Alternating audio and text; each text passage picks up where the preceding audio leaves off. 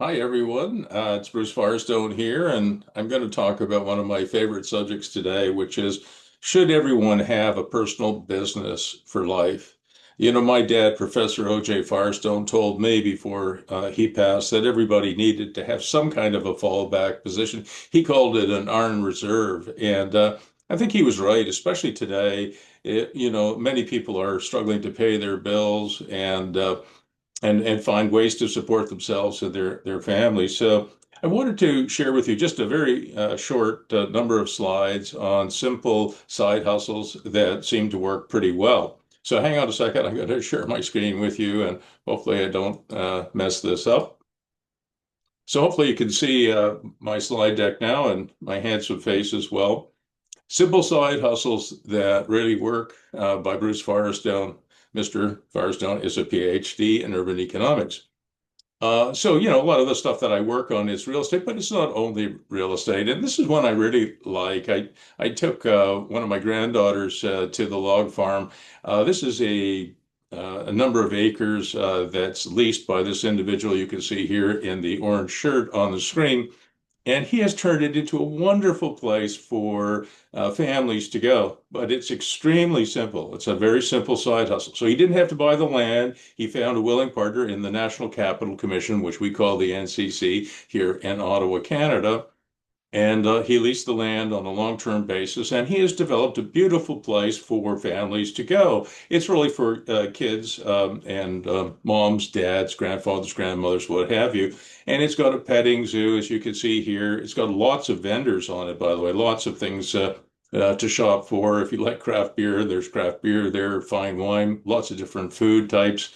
And if you look at the lower left-hand corner, this is one of my favorite things. These are very, very simple things. There's pails of water, and you can see my wife is there with her granddaughter, our granddaughter, and you can put your paintbrush in water, and you can paint the side of the barn. And on a nice warm day, obviously the pictures will disappear in a half an hour; they'll evaporate. So lots of fun things to do, and I was amazed at how successful it is. It gets 400 or 500 visitors on a nice per day on a nice summer weekend, and they make some money doing this. So it's a great thing to do. It's a great side hustle, I think, to have.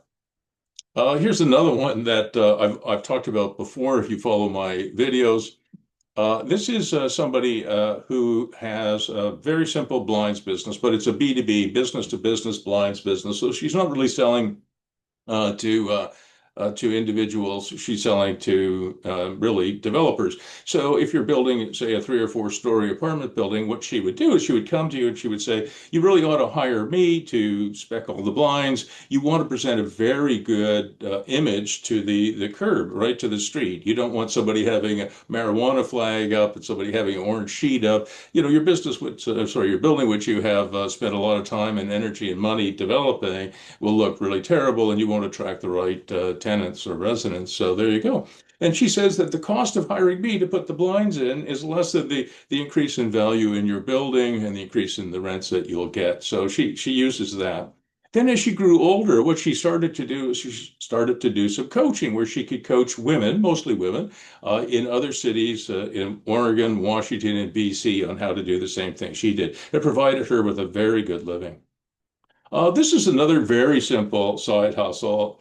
This is one of my clients who actually put three microsuites, not a three-bedroom apartment, but three independent microsuites. If you stop the video and you want to look at this floor plan, you'll see it for yourself. But there are three independent microsuites in this basement, and instead of getting about $1,800 a month for a three-bedroom apartment, he gets around $3,300 a month from these three independent microsuites.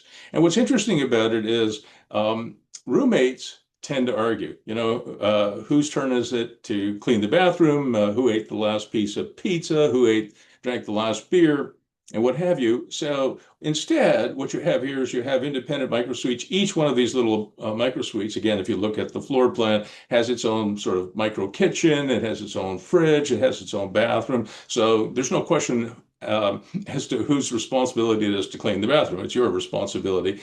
And they also have a common area here, which I think I'll run my cursor around it. Here's the common area, if you can see my cursor moving around. And that leads to the comment that you see on the screen in front of you, where tenants or residents that play together stay together. I think that's true about families. I think it's true about marriages, and so on and so forth. Microsuites can also be added to buildings at grade. If you have a nice 200 or 300 square foot space and you don't really need it for your house, and it has its own ingress and egress to the outside, you can turn it into a microsuite. And I show one on the bottom left of this slide, which is one I kind of like.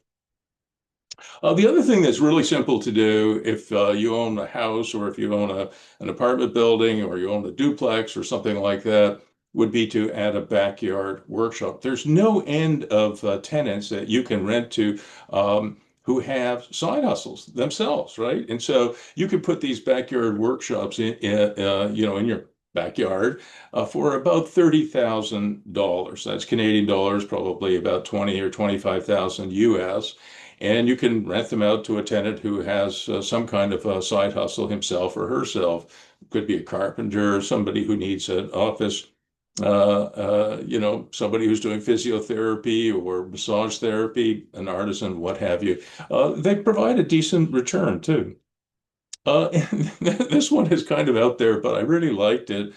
This is a young actress you can see on the right-hand side of the screen here, in Merida, Mexico. Merida is the capital of the Yucatan. That's where the Mayan people live and have lived for quite some time.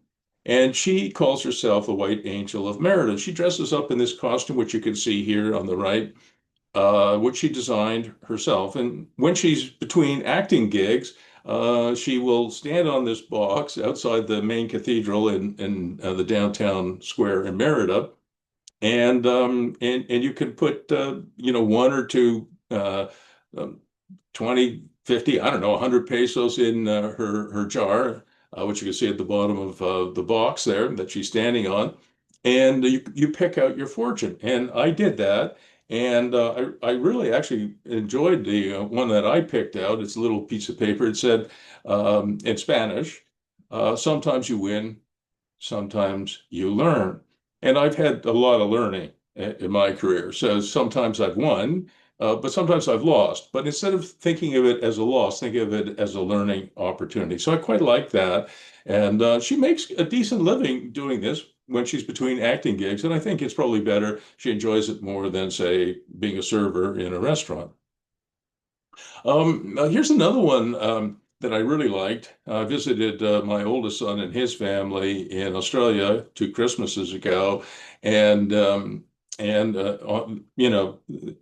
they were in Brisbane, and on the Gold Coast, there's something that I call a Playland, which you can sort of see a kind of an animation of that on the right-hand side of my screen here. And we're going to build some of these in Canada and some of them in the United States. They're very simple. Again, on leased land, so you don't even have to buy the land. You've got to find a property that has the right zoning. And you can put some things in there that are really fun for all generations, so multiple generations. So my mother-in-law is 101 years old, and she could play cornhole with me and my sons and daughters and my grandsons and my granddaughters. So we wanted to put together something that maybe had elements in what I call a playland that everybody can enjoy. Some mini golf, some outdoor ping pong, a couple of food trucks, maybe a pickleball court, some cornhole, the beanbag toss game, and I'm sure you could think of a million other things to add here. Very inexpensive to do, especially if it's on leased land, and fun to do, and I think quite profitable. And we actually have, if you want to reach out to me, there's actually a parcel in Rockland, Ontario that is zoned for something like this. And if you're interested, you can always reach out to me. So I think that's about it.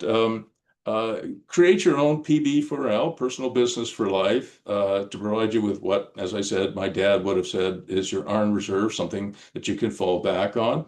And you can reach out to me. Probably the best way to reach me if you need any help starting one or growing one is Bruce at brucemfirestone.com. You got to stick the M in there. So Bruce at brucemfirestone.com. And thanks for listening. I hope I hear from you.